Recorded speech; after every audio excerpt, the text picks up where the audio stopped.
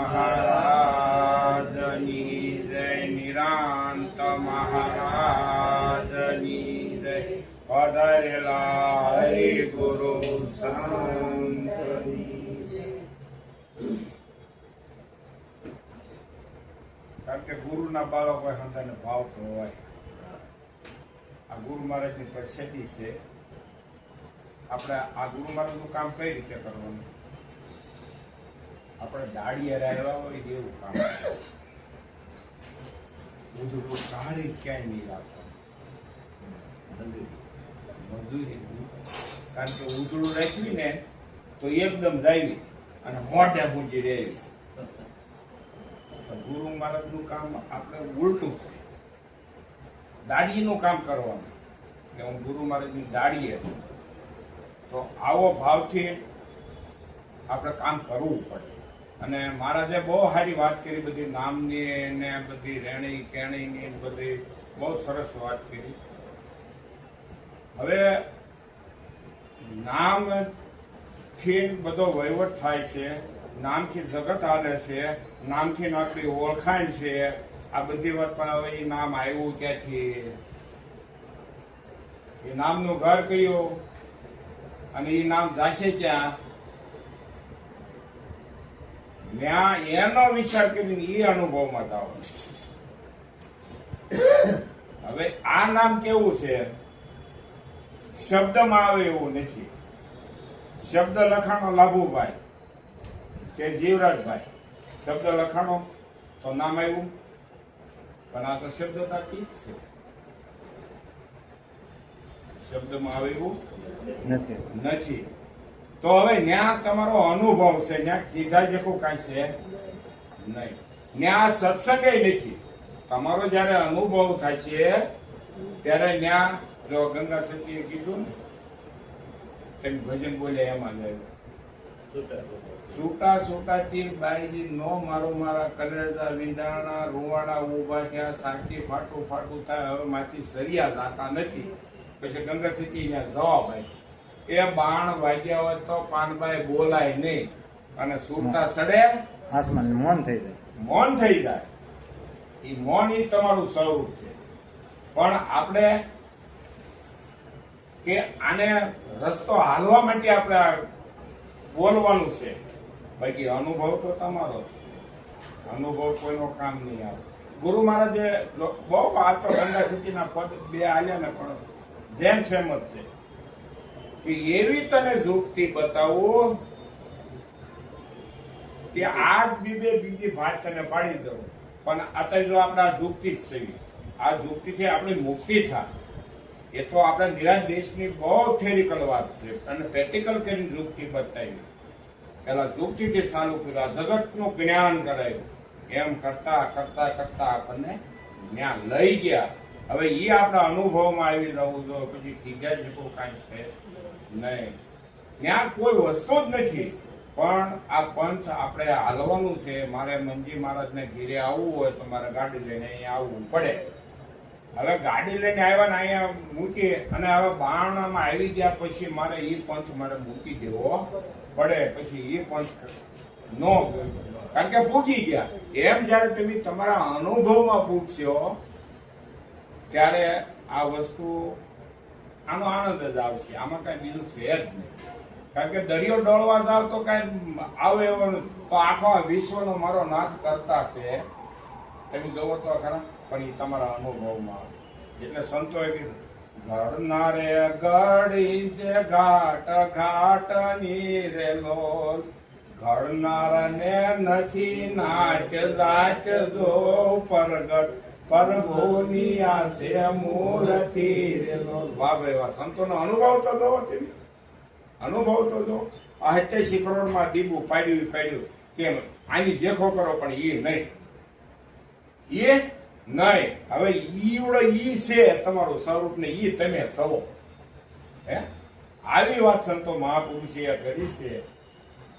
પણ પંથ કાપવાનો અને બહુ સત્સંગ કરો આપણે માતાજીને સાંભળવા. કારણ કે દૂધમાં છે ને, દૂધમાં મેળવણ કેટલું નાખવું પડે, દૂધ હોય એટલું ન ટીપવું હોય, પછી એને શું કરવા દેવું પડે? ઠરવા દેવું પડે.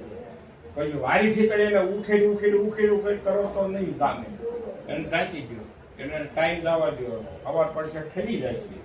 પછી ઠરી જાય પછી એમ તમારે શું કરવું પડે? એને વલોવવું પડે. તો આ શબ્દને વલોવવો પડશે.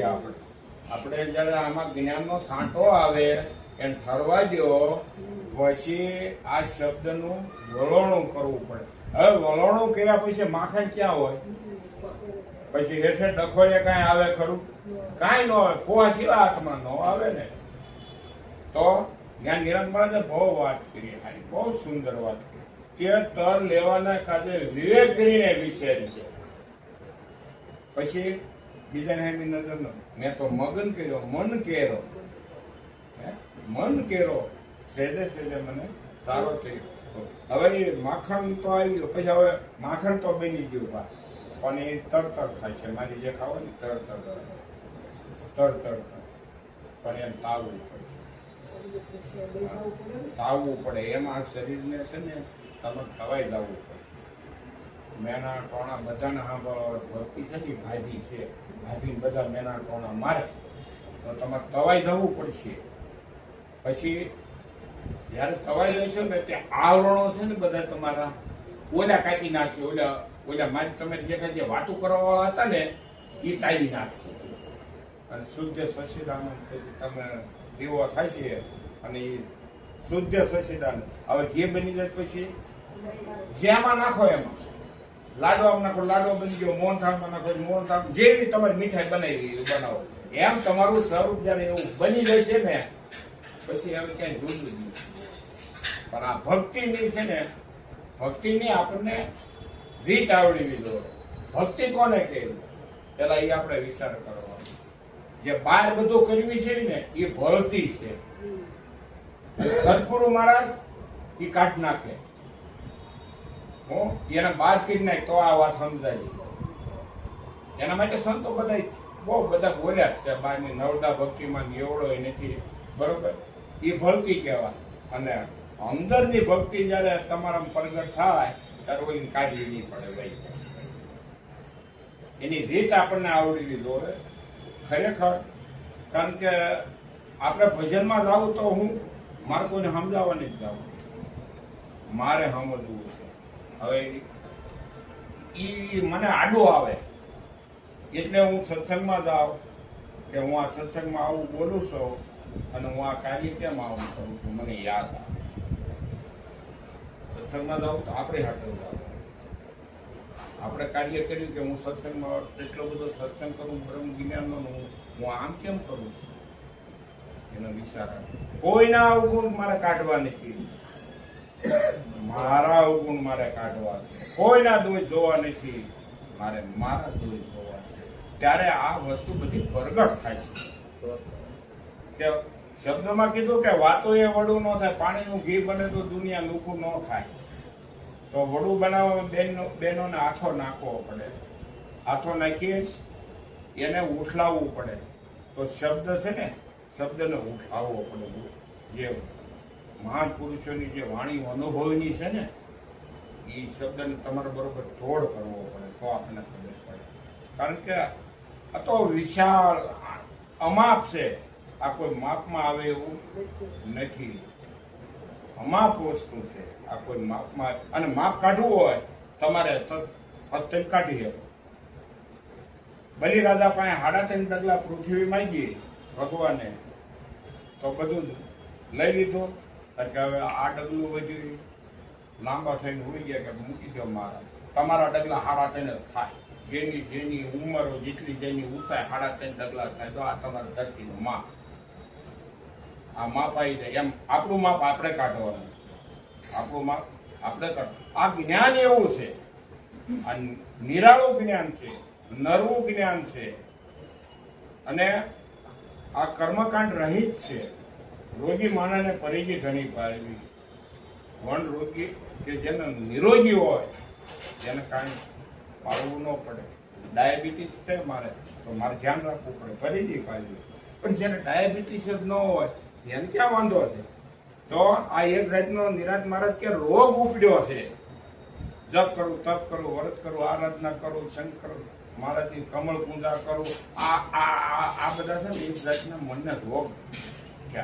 પણ એ રોગ આપણા ગુરુ મહારાજે હતા ને એ પહેલા આપણને લઈ લીધા છે આપણી પાસે. એ આપણને ખબર હોવી જોઈએ, એ આપણને ખબર હોવી જોઈએ.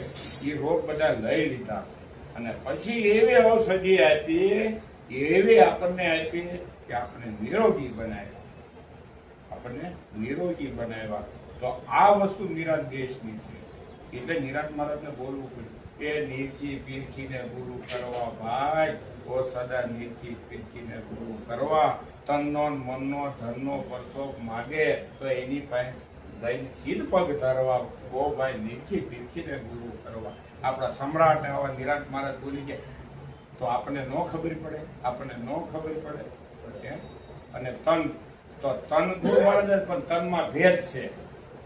કઈ રીતે તન માગે છે, તન કેતા શરીર થાય, કઈ રીતે માગે છે એનો આપણે વિચાર કરવાનો. એનો વિચાર કરવાનો.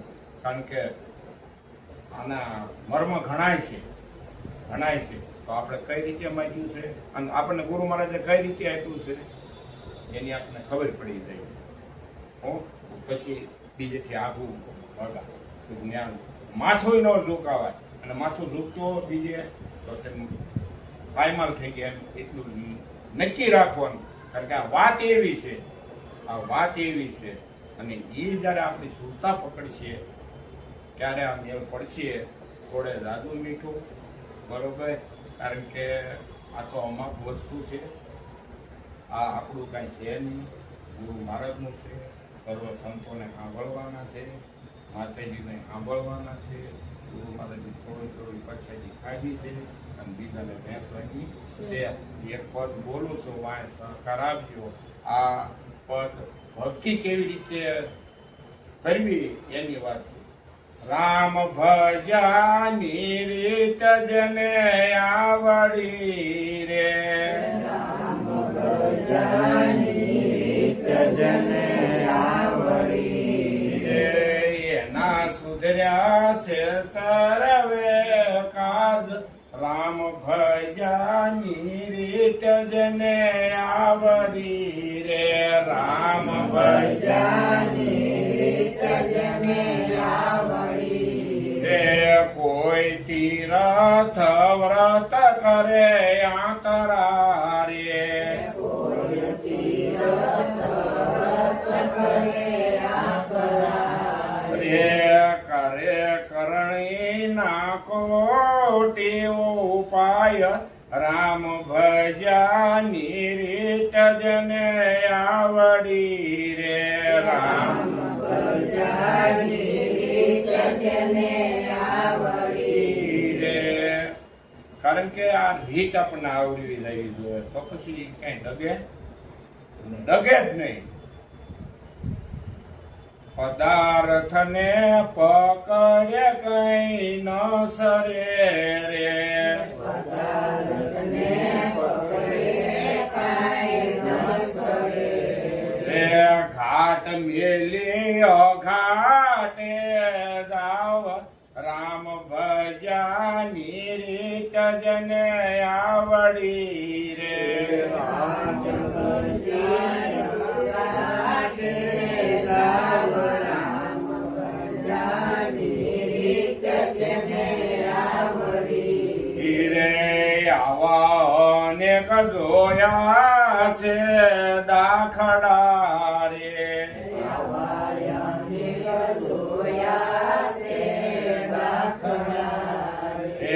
પરપંચે રીજે નહીં કિરતાર. રામ ભજાની રીત જને આવડી રે, રામ ભજાની રીત જને આવડી રે. પેલા બોલનારા ને તમે ઓળખો રે, પેલા બોલનારાને તમે ઓળખો રે. ત્યારે રામનું સ્વરૂપ ઓળખાય. રામ ભજાની રીત જને આવડી રે, રામ ભજાની જને આવડી રે પ્રીત જાણે શબરે માતા ભેલડી રે પ્રીત જાણી સબરી માતા ભીલડી રે રામ શબરે ને ગોતવા જાય રામ ભજાની રીત જને આવડી રે જને આવડી રે પ્રીત જાણી ખેવટ જ ખેવટીએ રે પ્રીત જાણી કેવડીએ રે પ્રભુ યાસક બનીને જાય રામ ભજાની રીત જને આવડી રે રામ ભજાની રીત જને આવડી તે અંદર બેઠા એને તમે ઓળખો રે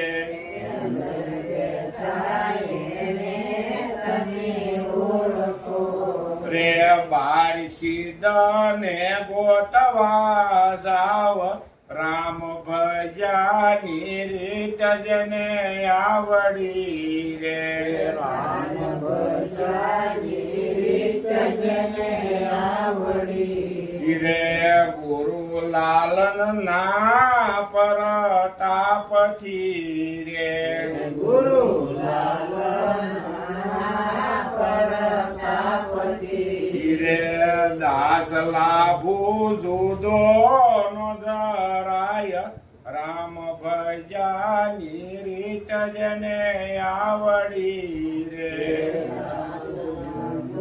જુદો નો ધરાય રામ ભજાની રીત જને આવડી સંતો મહાપુરુષો આ બધા જે વાણીઓ બોલ્યા પોતાનો અનુભવ કરીને બોલી ગયા છે અને આપણે એની ખાવી છે પણ આપણે રસોઈ બનાવી તેની સીતા થઈ જાઓ ખવડાવતા થઈ જાઓ તો એ વાણી તો જેમ છે એમ આપણને સમજાય જાય પણ એવો આપણો ભાવ હોવો જોઈએ માર્ગોર કોઈ વસ્તુ ન હોવી જોઈએ તો સંયમ પ્રગટ થાય ને થાય આ તો આદિ અનાદિની વાત છે બોલો સદગુરુ મહારાજ